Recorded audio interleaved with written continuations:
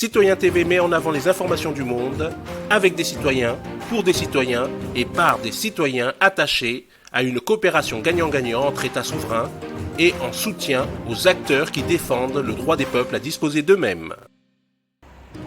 Bonjour, au sommaire du JT citoyen du 3 juin 2021.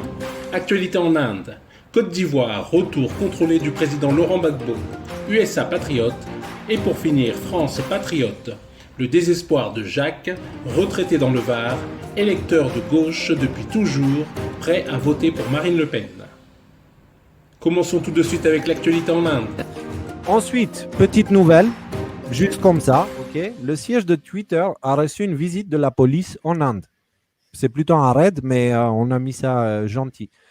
Alors, Twitter tente de jouer la victime, mais nous connaissons tous la vérité. Alors, pourquoi ?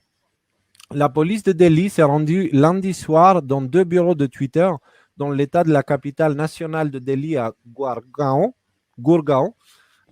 dans l'état voisin de Haryana, afin d'obtenir davantage d'informations sur la raison pour laquelle Twitter a qualifié l'un des tweets du porte-parole du BJP, parti au pouvoir, de médias manipulés. Donc, il se trouve que Twitter a fait la même chose qu'ils ont fait avec Trump, c'est-à-dire de fact-checker les tweets de Trump, ils ont fait en Inde. Sauf que l'Inde, contrairement à Trump, il a dit comment ça, tu fact-check le parti au pouvoir, ça va pas la tête. Et du coup, ils ont fait un raid au bureau. Et maintenant, Twitter est là, genre, oh, mais c'est la liberté d'expression. Bah, justement, tu peux pas intervenir dans la politique. Tu es une société privée. Tu peux pas intervenir. Tu peux et pas étrangère en plus. Là, exactement. Tout de suite, Côte d'Ivoire. Retour contrôlé du président Laurent Gbagbo. On a détruit ce pays. On a humilié sa première dame. La descente nous interdit d'utiliser certains mots ici. On l'a humilié, mon cher gosse. Eh bien, on a déporté son président. Après quelqu'un qu'on appelle président français, c'est-à-dire ce type-là, je ne vais même pas citer son nom, ça lui fait trop d'honneur ce matin. Ce type-là, qui a l'époque été président français, il n'est pas digne qu'on prononce son nom dans un lieu civilisé. Mon cher gosse, je ne le ferai pas ce matin. Ce monsieur a dit à Mondo Vision que je lui donne 3 jours.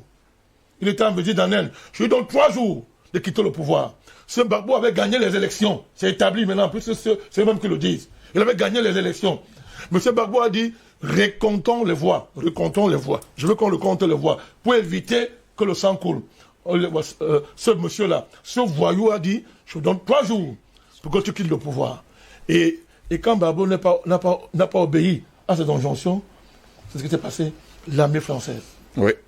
Et entré au palais présidentiel, après l'avoir bombardé, a organisé l'humiliation de la première dame, je répète ça à dessein, pour parler aux femmes africaines. Et en plus, humilier le président, l'ont déshabillé et l'ont déporté à la Cour pénale. Il a passé 10 ans. Pendant 10 ans, il y a eu un des tribunaux les plus honteux de l'histoire de l'humanité, où vous avez les plus grands juges qui ont des agrégations cosmiques en droit. En droit, qui sont surpayés, mon cher gosse. Ils n'ont pas été en mesure d'apporter la moindre preuve. Je dis la moindre preuve. Cet homme a été libéré. Cet homme incarne aujourd'hui l'humanité. Ce n'est pas la Côte d'Ivoire qu'il incarne seulement. Oui, c'est son pays, ça. Ses racines sont là-bas. Mais Gbagbo aujourd'hui, moi je le dis sur moi, je pense que c'est moins gosse.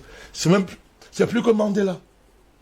Parce que Mandela, que nous respectons pour le combat qu'il a mené, a été porté par les criminels qui ont détruit la Côte d'Ivoire et qui ont détruit le président Gbagbo et l'ont déporté. Déportation en plein XXe siècle. Il faut le dire. Déportation en plein XXe siècle. Dans quel monde on est porté par ceux justement qui incarnent la morale et le droit. Ils l'ont déporté. Il a été innocenté après 10 ans. 10 ans de procédure. Innocenté. Il ne peut pas rentrer chez lui. Le monde entier, les gars, il ne peut pas rentrer chez lui. Pourquoi? Parce que justement, il y a à Abidjan quelqu'un qui incarne ouvertement, et l'assume et le dit, le projet de recolonisation de l'Afrique en ce 21e siècle. Gbagbo est ivoirien. M. Ouattara n'est pas ivoirien, ce n'est pas une injure que de le dire. Il n'y a pas de débat là-dessus, ce n'est pas une injure que de le dire. C'est un fait. On ne peut pas avoir honte de son pays. Si quelqu'un a honte de son pays, c'est son problème. Nous, on rappelle qu'il est burkinabé. Il n'y a pas de honte avec le burkinabé. Monsieur Ngos, on peut être burkinabé et être ivoirien. Ça ne marche pas. Il n'est pas... Gbagbo est ivoirien. Il veut rentrer chez lui. On lui dit, pour rentrer chez toi, arrête la politique. Va habiter dans ton village. Autrement dit, pour rentrer chez toi, déshabille-toi devant M. Ouattara. Divinise M. Ouattara. Prie-le qu'il est le Dieu du ciel et de la terre. Honore-le avant de rentrer chez toi. M. Ngos, c'est inacceptable. Alors, il faut interpeller le monde. C'est le monde qui est interpellé. Je sais, on n'est pas naïf, mais il faut toujours parler, M. Ngos. Il faut construire la conscience morale des gens. Je ne m'adresse pas aux puissants de ce monde, je ne suis pas naïf, puisque c'est ceux qui ont organisé tout ça. Mais je m'adresse à ceux qui ont cru aux chartes internationaux, qui croient au discours universaliste des structures comme l'ONU. Ceux qui ont cru que l'Union africaine valait quelque chose. Je parle à ceux-là. Ceux qui croient à la CEDEAO, qui va s'agiter au Mali, mais qui ferment les yeux sur ça, sur l'indécence la plus élevée de ces dernières années, mon cher Ngos. J'appelle ça l'abjection qui se taise et regarde. Ce qui se passe en Côte d'Ivoire. Si quelqu'un qui a un pays se tait, il le subira demain, mon cher Ngos. Il le subira. La Côte d'Ivoire vit un néo-apartheid. Moi, fort ce matin, je le dis. Je peux démontrer, j'ai tout le peuple que je dis. La Côte d'Ivoire vit un néo-apartheid. On est en train de remplacer le peuple ivoirien par d'autres peuples. C'est pas normal, même s'ils sont africains. C'est pas normal. Aucun de vous n'est pas accepté ici qu'on vient te chasser dans ta maison, on y met quelqu'un d'autre en disant que non, c'est la fraternité, vous êtes même frère, machin et consort. Comme quelqu'un a appelé l'autre jour, pour dire que non, c'est quoi c'est le panafricanisme, ça a dénoncé que qu'il a dit, vous dites, dans le panafricanisme, qu'il a d'abord lu, il va savoir ce que c'est. Ce n'est pas être panafricaniste que de faire ce qu'on fait en Côte d'Ivoire. Ce que nos frères maliens, burkinabés, autrefois en Côte d'Ivoire, ce n'est pas du panafricanisme. Évidemment, ce n'est pas tous les populations de ces pays-là qui le font. Ils sont portés par des dirigeants et des dynamiques de manipulation présidées par la France et cette communauté de ce gang international qui les entraîne dans des dynamiques qui sont très dangereuses, mon cher gosse. Donc je t'ai dit qu'on est en train de remplacer le peuple ivoirien dans son pays. On veut faire une Côte d'Ivoire sans aucun Ivoirien. On peut accepter ça, mon cher gosse. Au niveau de la mer, c'est grave. Au niveau de la mer, c'est grave. Au niveau de l'établissement des pièces d'identité, c'est grave. Au niveau de la naturalisation, c'est grave. Est-ce que c'est normal aujourd'hui que des millions de Burkinabés sont naturalisés ivoiriens? Nous, on se tait pour ça. Est-ce que le dit veut dire qu'on est contre le Burkina Faso? Moi qui défends le Burkina Faso tous les jours, c'est normal ça? Peuvent-ils accepter eux qu'on fasse l'inverse chez eux? Tout de suite, USA Patriote. Soutien et tentative de prise de contrôle de nos